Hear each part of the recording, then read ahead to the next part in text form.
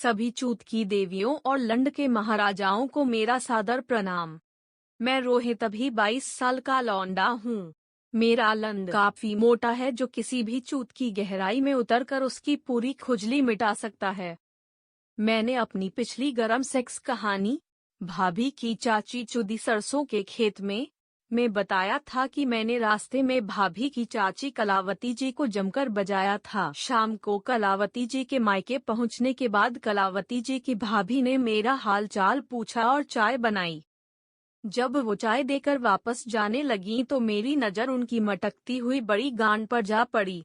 मेरे लौड़े को उनकी गांड खटक गई। मैंने सोचा ये क्या है, अभी तो कलावती जी के भोसड़े के रस में तरबतर मेरा लौड़ा सूखा भी नहीं था और अब ये भाभी जी फिर से मेरे लौड़े को खड़ा कर रही है। ये लौड़ा भी अब ज्यादा ही हबशी हो गया है। जहाँ थोड़ी सी अच्छी चूत दिखी बस खड़ा हो जाता है। मैं अपने लौड़े को संभालने की कोशिश करने लगा।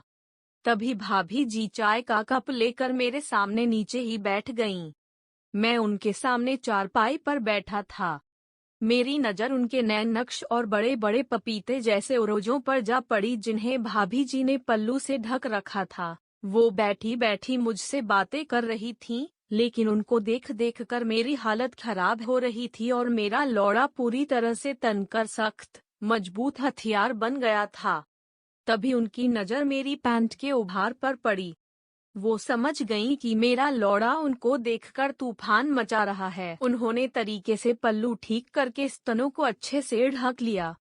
उनके इस भारी भरकम गुद्देदार बदन ने मेरे लौड़े में आग भड़का दी। मैंने सोच लिया था कि इन भाभी जी के भोसड़े को तो नापना ही पड़। नई मजेदार खनियों के लिए सब्सक्राइब करें।